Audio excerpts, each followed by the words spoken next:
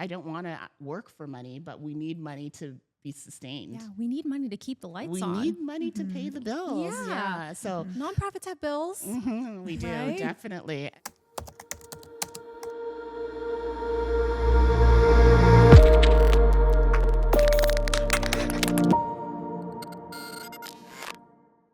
Welcome to another episode of Conversations for a Feminist Future. My name is Joy Angelique Agras, and I'm the Development Coordinator here at Fora Network for Change. So today we're digging into something that doesn't really get a lot of spotlight, but absolutely deserves it. We're going to be talking about money, or more specifically, how feminist organizations sustain themselves, grow their impact, and remain resilient through thoughtful and strategic fundraising. Today, I'm joined with Emma and Jen to chat about this, who are leaders in the nonprofit sector and who definitely have a lot of insight on this topic. So maybe let's jump right into it. How are folks feeling today? I'm great. Yeah. The weather's beautiful. Yes. I'm here with both of you to have this conversation about money. Yes. So yeah, it's a good day. It's a very important topic. And yeah, like I said, it definitely doesn't get talked about much. As a fundraiser, I talk about it all the time. But yeah, folks definitely need to talk about it more. But yeah, Jen, how are you today? I'm doing great, thanks. Yeah. Agreed. Beautiful weather. Happy to be here with all of you. And Yeah. it's a little smoky out there, but that's okay. It is I'll a take little the smoky out sunshine and there. the warmth. Yeah. But yeah, thanks. How about you, Joy? I'm good. Yeah. It is a beautiful day. Got a little sun. Did a little walk this morning, which was nice. But yeah, feeling really good. Maybe let's start with painting the bigger picture. So what does sustainable fundraising mean to you? And why does it matter for mission-driven organizations like Fora? Emma, do you want to start? Oh, maybe? sure. Yeah? What does sustainable fundraising mean? It's everything for an organization, Yeah. a mission-driven organization, a charitable organization, a nonprofit. It really allows us to plan and strategize and how we can have the biggest impact Right. on our communities. So it gives us the freedom and the flexibility to really be lofty in our goals and to meet our mission and our mandate.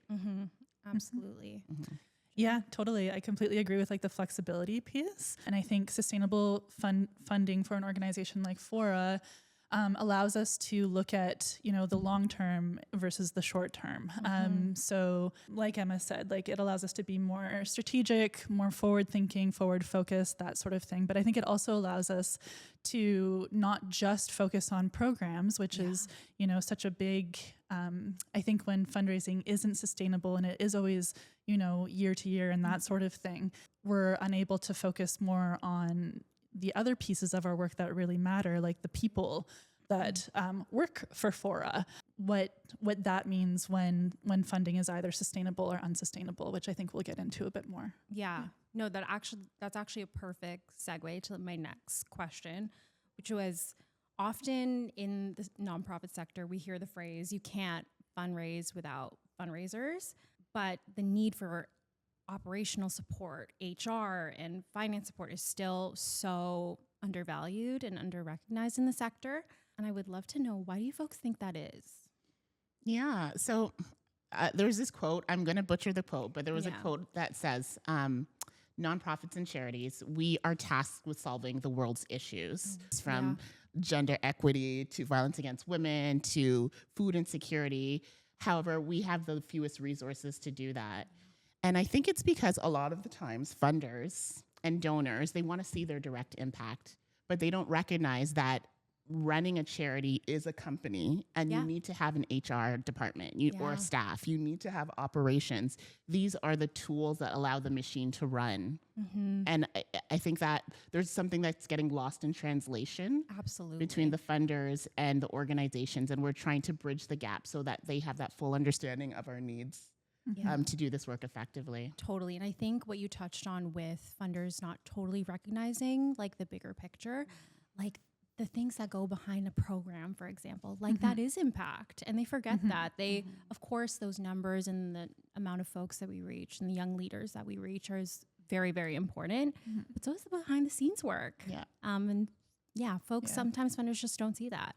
But yeah, Jen, I would love to hear what you think. And I think it's like devaluing of things that are unseen. So I think funders funders and, even like individual donors. So like funders as corporations or individual donors, oftentimes want to like see the impact of their donation, right? I'm giving you like, even someone who's giving like $10, they want to see like, what does that equate to? Yeah. And so I think there's like this devaluing of that behind the scenes work, that, that like you said is all part of it. Like we can't do the programming, or we can't do those things effectively without having those HR, the operations pieces. And if we don't have those things, if those aren't funded, then that, again, like impacts the people that are working for the organization, that are doing this hard work. Yeah. And so it's kind of like this snowball effect, or this like cycle of devaluing like the folks that are doing this hard work. Yeah. So it's like, how it's like $10 a day will feed like a child, for example. It's like, it's not like the most, it's not an upsell to say like $10 will help our HR department in a nonprofit, right? Just to add to that, when we're given these limited funds to fund administrative tasks, HR operations, we have to pick and choose how we're going to allocate that money. So it's really about thinking about how do we prioritize paying a CEO, paying a fundraiser, paying a human resource professional, when all these positions are so equally important in allowing the organization to be successful. Absolutely. Yeah, that's a really good point. And touching on that, I would love to know, Emma, what you think, like from your perspective, how has the lack of unrestricted funding impact the day-to-day functioning of an organization like Fora? But you don't just have to touch on Fora. Maybe you can talk about some of your other experiences in the sector as well. Yeah, so my background has I've worked for a larger nonprofit that had over 5,000 employees. Oh, wow. But for the last 8 to 10 years, I've been in small grassroots organizations where our budgets are maybe touching 1.5 million, 1.6 million. And our staffing composition has been I've been the only person in my organization at one time. Oh, wow. Yeah, and to at most 13 individuals. And so when we have this lack of resources, our organization and the people that drive the organization, we're susceptible to burnout, to overwhelm. We're doing 2 to 3 jobs in a span of 35 hours that in a company that was well funded would be split amongst many people. So can we fully do our roles effectively if we are running to do point A to point B and point C and having all these tasks that we have to achieve in the span of 35 hours in a week?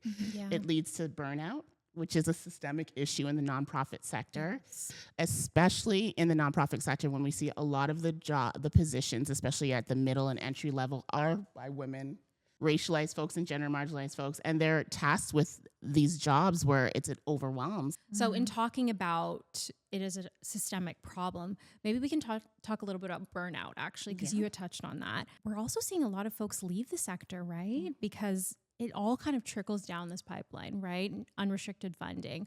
Folks have way too much on their plate. They burn out. Yeah, like I would love to know, like, is that something you see, like that kind of like pipeline effect of, lack of unrestricted funding and then all of that happening? Yeah, burnout is real. Yeah. It's real and it's very unfortunate. And I know it happens in many sectors. It's not specific to the nonprofit sector, but we do see it in increased rates within the sector, especially now when funding is becoming even more challenging and precarious for organizations. Yeah. And so there are people who are leaving and considering, like, will life be better in the corporate sector or being a consultant or venturing on their own as a solopreneur.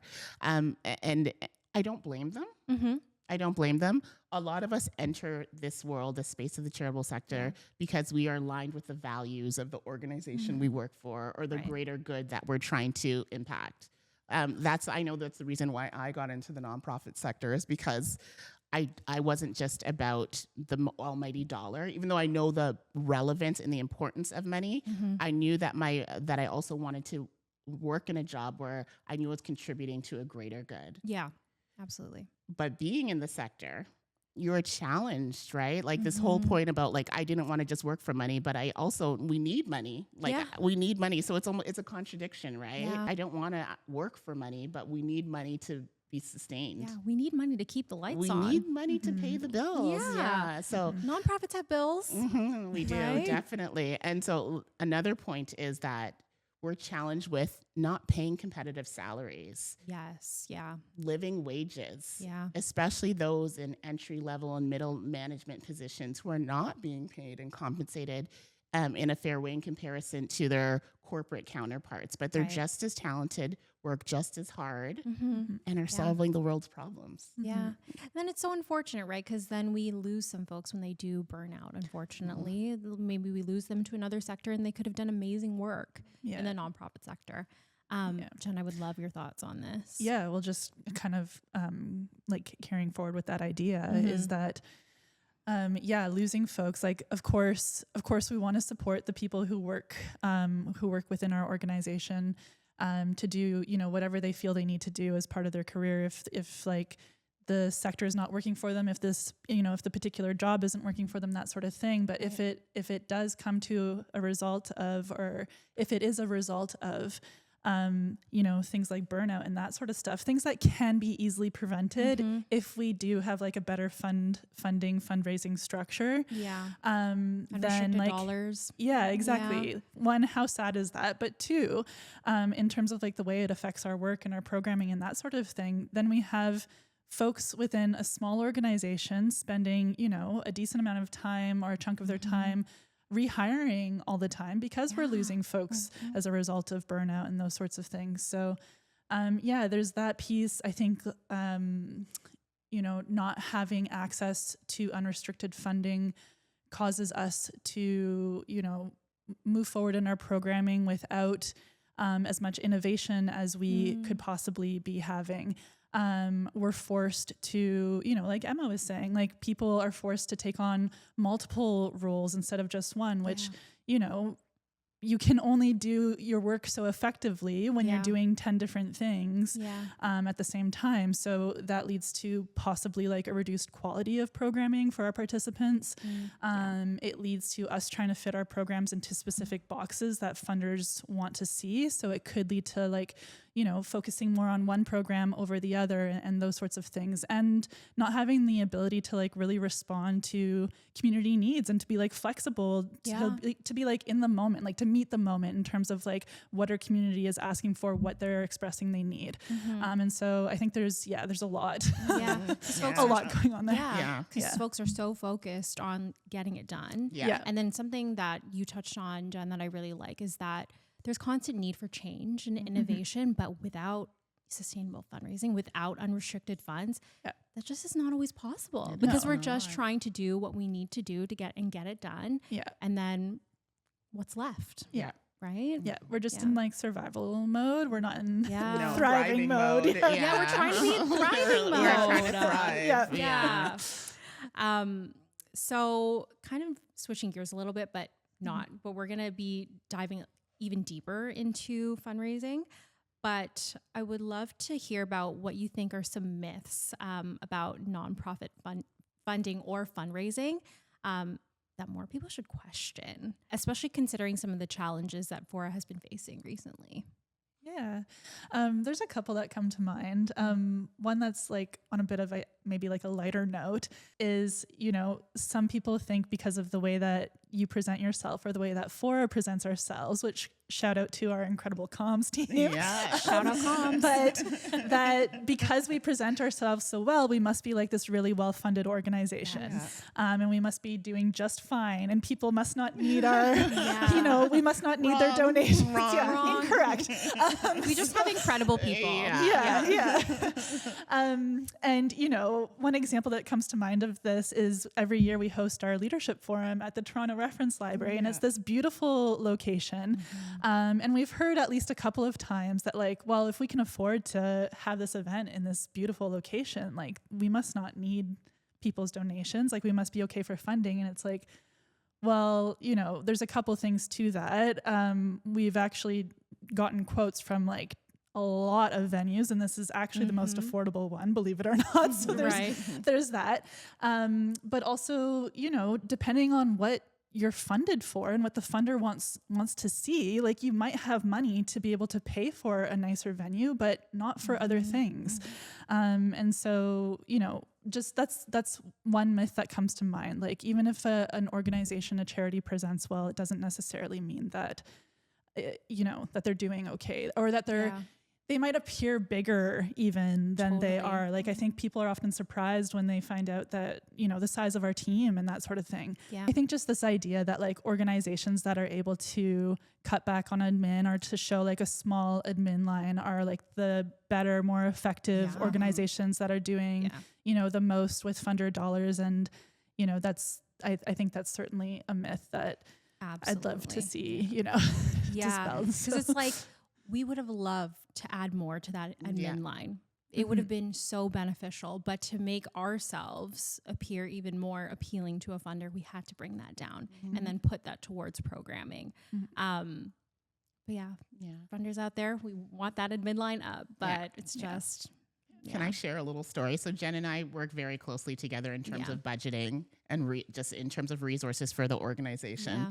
And you know how many conversations I've had with Jen? I'm like, Jen, can we just reduce this budget line? Can we just, we're negotiating budget lines about things that we need all of these expense lines. We need all of these budgets, but we literally have to pick and choose which one to keep. And it's a really sad place to be in. And not trying to be a woe is me.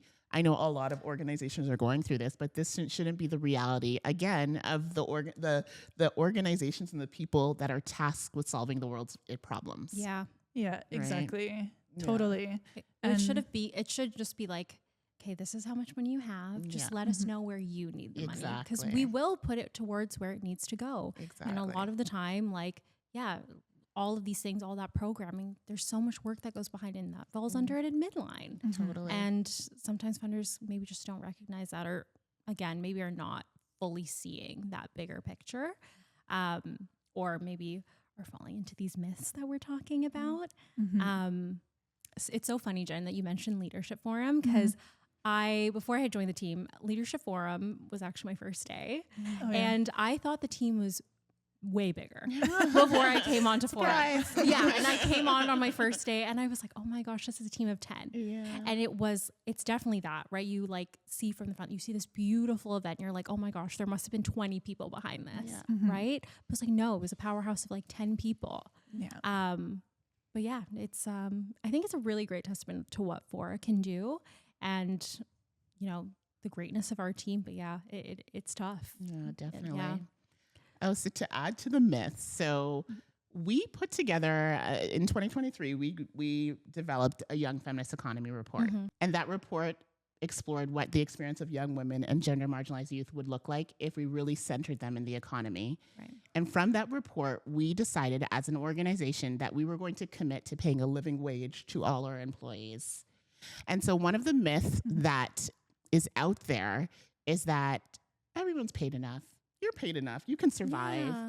And this is not the case. As an organization as small as we are, we have committed to doing that. But it's not easy to do that, especially when people live in Toronto, which is a very expensive city, or we have staff in Montreal and we have staff in Vancouver. So it's very challenging.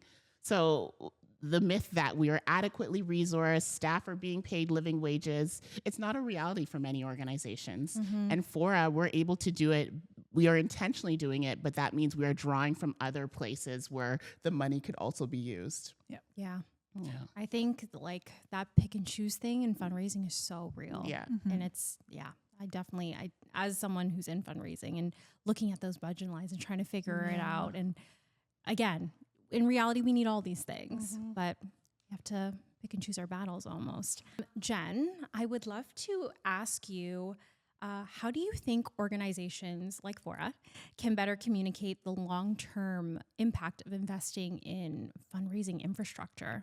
So I think that what we can do is try to have honest conversations with funders and donors, really connect the dots about what investing in fundraising infrastructure can do and what that means. So if we're able to put money towards a full-time fundraiser, or if we're able to put money towards the time and effort required to put together like an effective, sustainable fundraising plan, or whatever the case may be, like if we're able to invest the time needed into these crucial pieces, what are the potential outcomes of that? Like in having a full-time fundraiser, what is the potential like dollar value return on that? What we would be able to with having a person in place, secure more unrestricted dollars, secure more sustainable funding. And so, but we need to be able to get there. We need to be able to have the person and the infrastructure in place to be able to do that. So maybe, I mean, I don't know, but like, just like an idea is, just kind of like making it very clear the impact of that investment. Yeah. And I love that you talked about that. Like this can go towards, like, for example, hiring a full-time fundraiser who then can fundraise to bring even more participants into a program, right? And then therefore that partner's dollar goes even farther than what's in that written application, right? So in addition, I completely agree with all your points about fundraising, but we shouldn't also lead out the communications. Yeah. Right now, the art of storytelling is so important.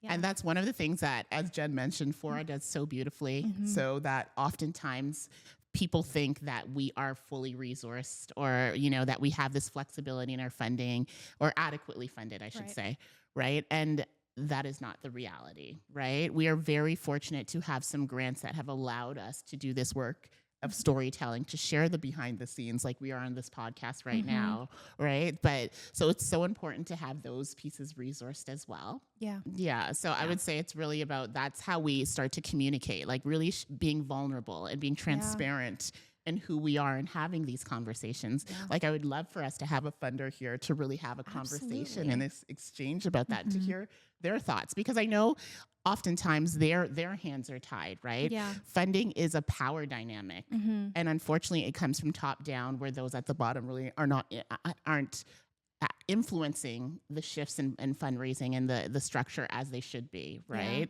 So it would be great to have a conversation with a funder to be like, this is the reality, this is what we're facing. And the more voices that are contributing to that conversation, hopefully it'll move the dial forward. Yeah, no, absolutely. You both touch on that, like having those honest and transparent conversations with funders, because the reality is we try to present ourselves in a way where we're like, we got this, we can do this, but maybe it's not that. We can be honest, like, hey, we're doing our best and we're sustaining ourselves, but we're not thriving. We could push this so much farther if we had your support and we had your backing, and then take your dollar even farther. Right? Something I would also love to chat about is there's a lot of time and labor that goes into funding applications, grant applications, right? Can you talk me through that? What's that like for you folks? Like what's the labor around that? What does that look like? It takes a lot out of you, doesn't it? Yeah.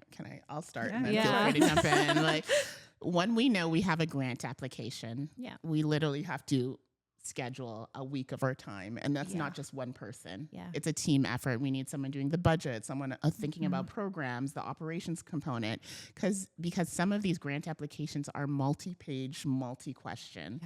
And that again goes back to the power dynamic about we have to halt on the work that we're doing, the mission-driven work that we're doing to apply for these grants. And it takes so much from an organization, especially when you don't end up getting the grant.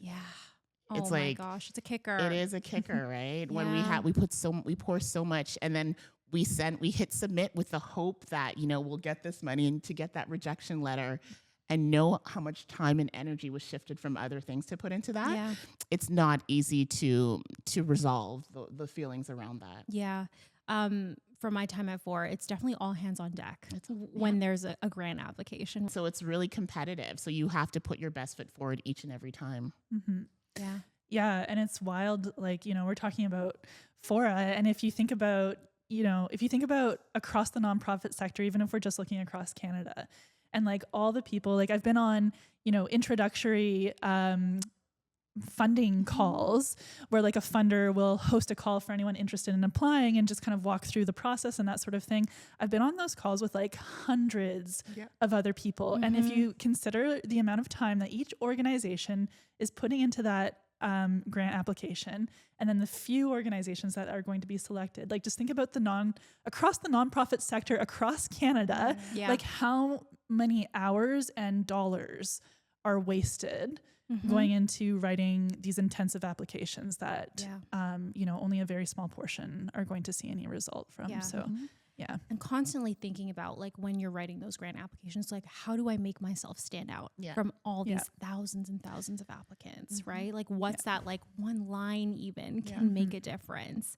And it's trying to figure that out. It's also like, you know, molding, like trying to like mold and shift your programming into what the specific funder is looking for, while, you know, trying to stay true to your mission, vision, values, and, you know, your own strategic planning and all that sort of stuff. And it's tough because we need the money.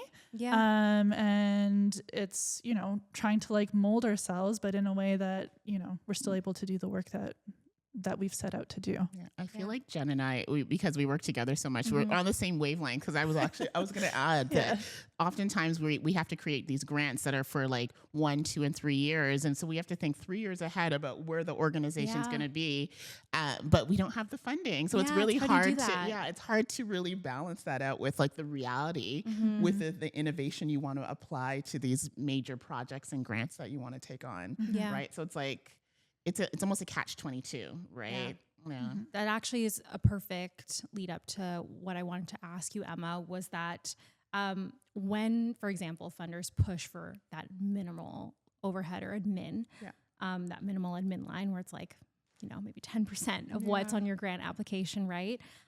What trade-offs does that create for leadership, strategy, that big picture that you were talking about? Yeah, we literally have to trade off day-to-day operations, day-to-day implementation with the strategy. Right. It's like, which one do you put for us? Are we just going to take it day by day and hope that everything aligns? Or are we going to be adequately funded so that we can strategically really operate as an organization and take those bold steps that we know will put us in a better position, right? So I think that is the major trade-off. Right. It's really like, what do you put first, right? Every organization wants to be strategic. Every organization wants to be innovative. But if we don't have the resources to even make sure that we have the lights on in 6 months, it doesn't allow us to do that. Yeah.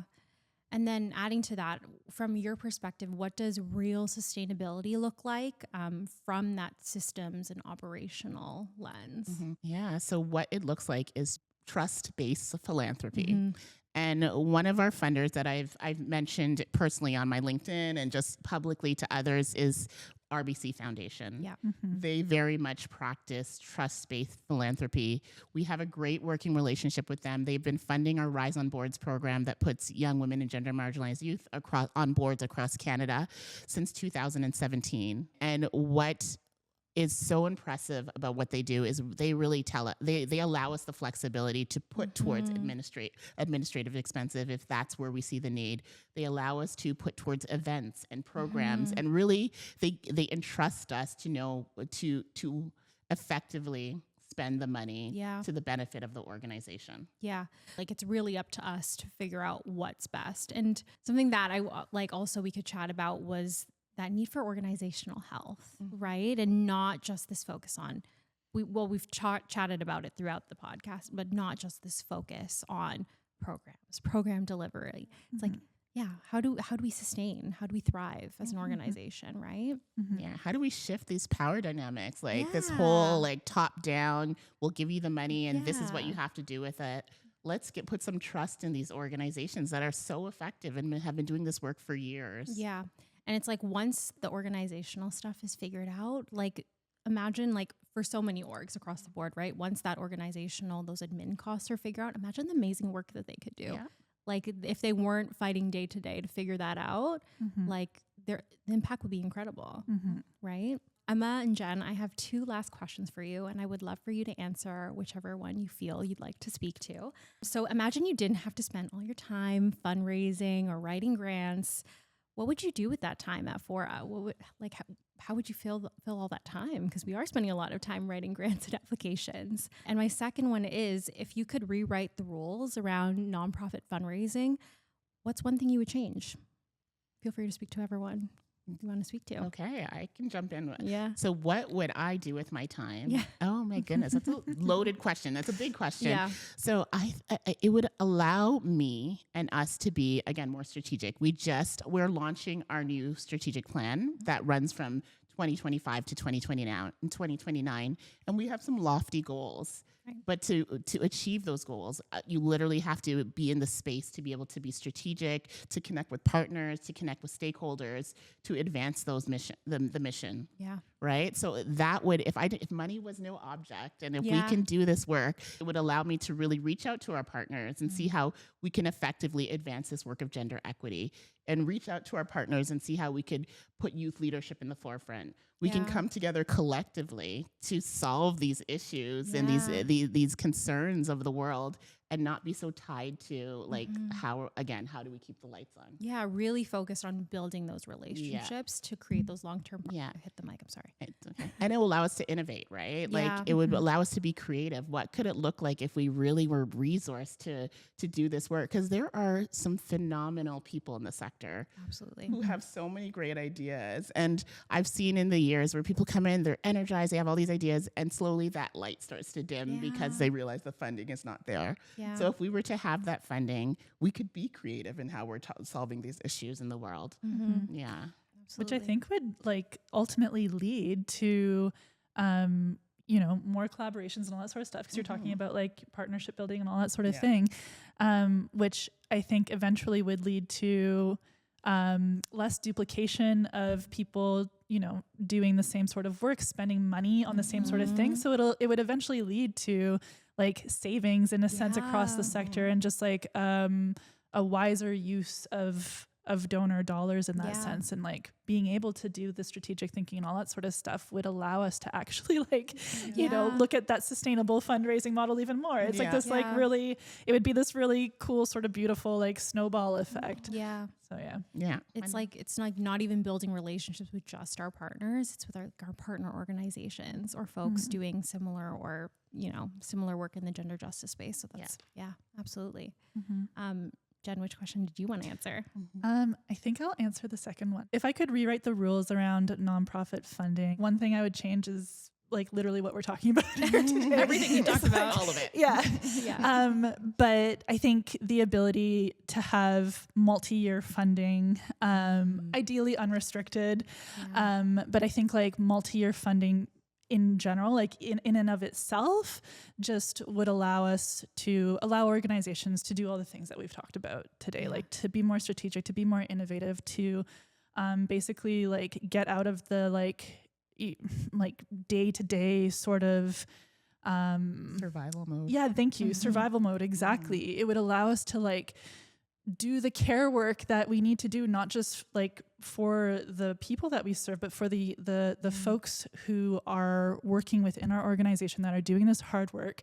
We know that people across the nonprofit sector, and particularly in organizations working like feminist nonprofit organizations, folks working in those organizations are women, are gender marginalized, do have a number of intersecting identities, and are folks that, whose work has been traditionally and continues to be undervalued. But if we can have multi-year funding, we'd be able to actually like value the work that these people are doing. Absolutely. And hopefully, keep people on board for longer periods of time, stop having this turnover, stop having this burnout. And, I'm not saying multi-year funding is the end all be all, like it's not a quick fix. There's a lot of other things, but I think like that would be really beneficial. Yeah, no, that is a big one. That's huge. Yeah, for sure. Yeah. So I just wanted to thank you both for being here today and chatting with me about this really important topic. And thank you folks for joining us today, and we'll catch you at the next one.